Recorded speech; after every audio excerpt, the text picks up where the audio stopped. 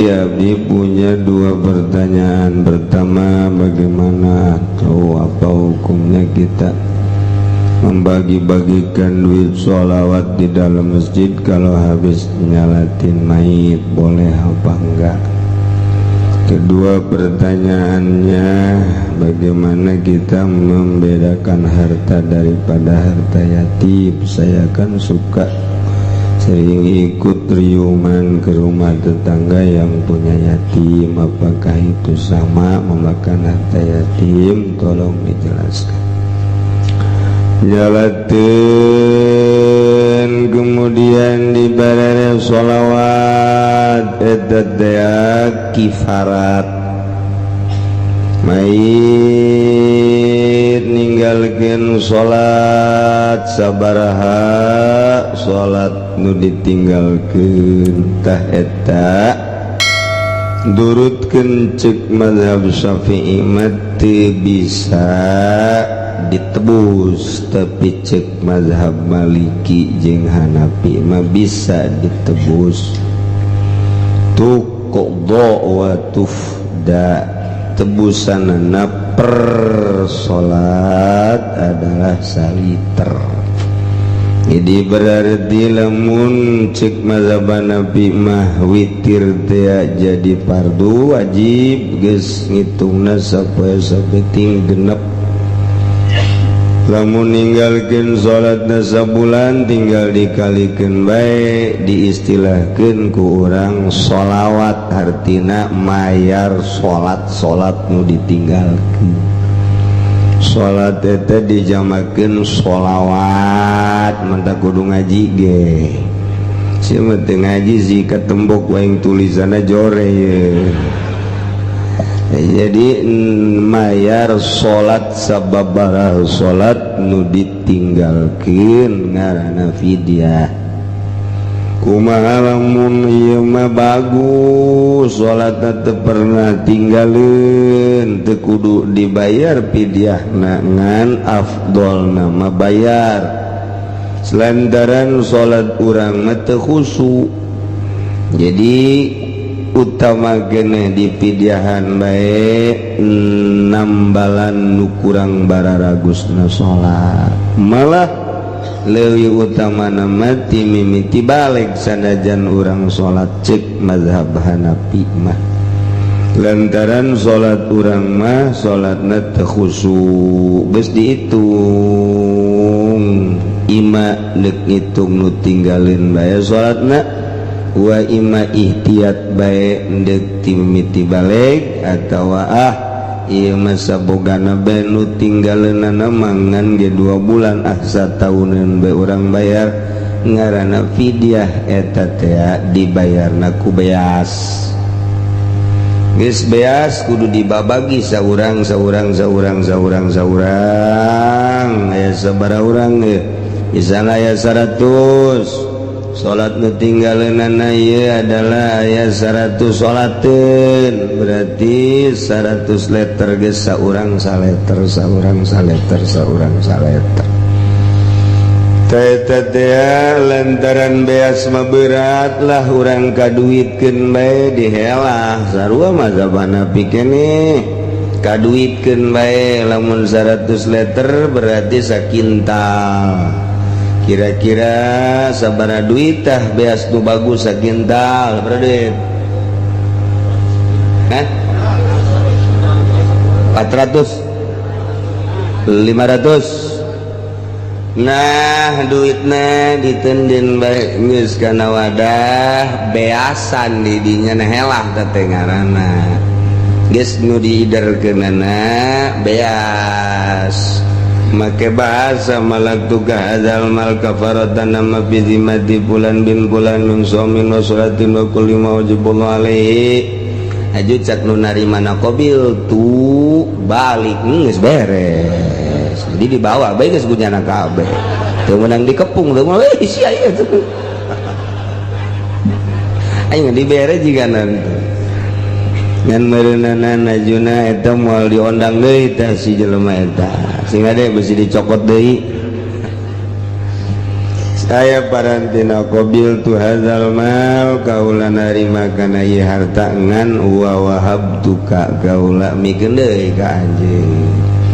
tah eta teh supaya fidyah katarima ku kabehan engke dibagikeun keur teu dikitu-kitu ge jadi bae ya fidyah kirimkeun ka saha acenah kiai ulama moal make beas jadi nandu ndek di kodoan bae salatna kukula 100 kali salat utamaan kena di kodoan tak ku anak yusolli fardhu zuhri 4 raka'atin mustaqbilal ka'bati qadaan an abi Allahu akbar tah kodoan ke sholat bapak ai bapak di kodoan ai nyana teu sholat teu beres deh ngan meureun cak bapak teh aduh sia kodona teu bagus jasa ieu ka ieu sholat mah sholat sia ngodoana malaweung bae teu masalah sih teh urusan malaweung mah ngan nu jelas kodoan jadi silakan dek di kodoan bae mangga cenah berat dek di pidyahan bae mangga eta di luar mazhab Syafi'i cek Imam Syafi'i malam tuqda walam tufda di kodoan teu bisa di pidyahan teu bisa lantaran geus maot mah geus bae putus tapi cek mazhab Hanafi jeung Maliki bisa geus alangkah baiknya tuh jaita ge mazhab ahli sunnah wal jamaah pake ku urang maot make ka mazhab Hanafi geus make carana cara mazhab Hanafi eta teh diputerkeun mun teu dibagikeun langsung beasna diputerkeun lamun deuk dibagikeun beasna mah teu kudu diputerkeun ieu mah geus disiapkeun saton di hareupeun masjid atawa di imahna geus teu kudu diputer-puter nyalateun datang bikeun beres nu diputerkeun sote dihelah lamun beasna ngan saukur setengah liter jaberat ieu mah deuk make duit bae tah teundeunkeun ka beas eta helah ngaranna puterkeun balak tu ka azal malam pijim terus tangken nu dibagikeunana duit sebab cek mazhab Hanafi nu kudu dibagikeunana beas ku ari beasna ngan setengah liter duduk dibagikeunana duit geus tadi enggeus narima beasna setengah liter tah geus sarua jeung narima nama beas ngan diduitkeun mentak diputerkeun heula maswal kartin bangsa Muhammadiyah moal geus kitu mas moal eta mah di ayana di mazhab tapi alhamdulillah kabeh make di urang teh Jawa Timur Jawa Tengah Jawa Barat Banten Makomo terus nah ieu berarti menang nerapkeun para wali-wali Allah subhanahu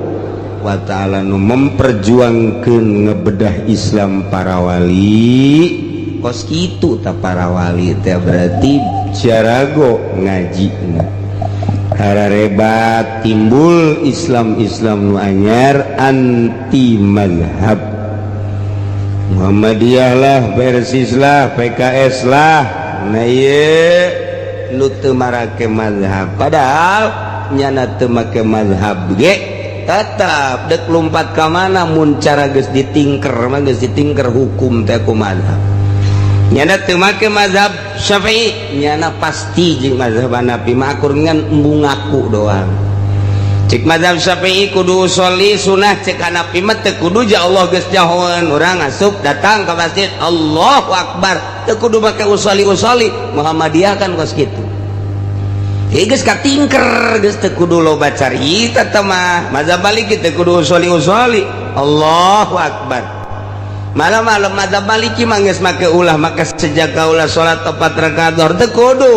langsung Allah nu maha agung beres geus tapi mazhab Syafi'i mah lain kitu ihtiyat ihtiyatan supaya manteng pertama urang nangtung geus dipantengkeun ka Gusti Allah diusoli-usolikeun ge eta hate ka usaha-usaha bae. Wah sakitu ge diusoli-usoli hese bae. Eta doa Imam Syafi'i mah jadi rapi. Acan moal make pasti ngegejlig ka mazhab Hanafi. Acan kula mah teu make mazhab, justru teu make mazhab so teh ngakuda doang. Ujung-ujungna mah hukum geus katingker ku mazhabul arba'ah. Moal bisa lumpat di dinya. Moal tinggal ngaku jeung teu ngakuna doang ka mazhab. Lah cenah aja ulama ge sarua bae manusia, eueuh masalah. Nyana dek make saha ja ujung-ujungna mah nyana ge make ulama ngan nyana make ulamana ulama nyana ulama anti sunnah rasul ngan nyana ge ngakuna mah ahli sunnah wal jamaah. Nah eta geus da teh mah di dunia teh geus teu repeh eta mah di mana ge tos komo geus timbul wahabi ka urang ti Mekah baheula mah beuh di Mekah teh asal nu talar Quran hafal tafsir tilu tafsir makharijul hurufna ieu rapih tes sageusna dites istimewa fikihna hebat dijadikeun imam haram mentak di berbagai negara baheula dijadikeun imam haram di Indonesia sabaraha nu jadi imam haram termasuk womo atau bangsa Mesir, bangsa Irak, bangsa Iran. Nah begitu teh kabelah dieuna Wahabi didominasi ku orang Arab bari pikihna ya raja acak-acakan cek mazhab ceknya nama tuh rapi mantap kudu pa bisa-bisa salat di Mekah mah satungtung kadenge bismillahna atau aku harewosan urang ngamakmum melebun kadengena henteu mah urang henteu taklid ka mazhab Hanafi dek Syafi'i bae atuh teu sah salat urang datang ke Mekah langsung ngadenge imam Allahu Akbar bismillahirrahmanirrahim langsung ti Allahu Akbar antareh deui berarti teu bismillah Allahu Akbar alhamdulillahi rabbil alamin teu maca bismillah urang ngamakmum gadinya kudu taklid ke mazhab Hanafi atau Maliki lamun tetep bae urang Syafi'i teu sah ta urang salatna berjamaah jeung nyana lantaran cek mazhab urang mah Fatihah teh bismillahna ayatun minal Fatihah termasuk ayat Fatihah cak mazhab Hanafi mah lain dimimitianana ku alhamdulillahi rabbil alamin ku ayana sakitu urang mazhab Syafi'i ngamakmum kajana teu maca bismillah tah nah ieu kurang berarti saayat atuh kurang saayat teu sa salat. Tapi lamun kadenge mah rata-ratana kadenge di Madinah bismillahirrahmanirrahim alhamdulillahirabbil alamin kadenge di Madinah mah hampir mun di Mekah nu dua kadenge nu saurang teu imam nu dua kadenge nah harewos atawa aya antare Allahu Akbar rada kebel karak alhamdulillahirabbil alamin tapi lamun nusa urang mah tah henteu geus dicirian ku kula tadi urang langsung mah magrib terutama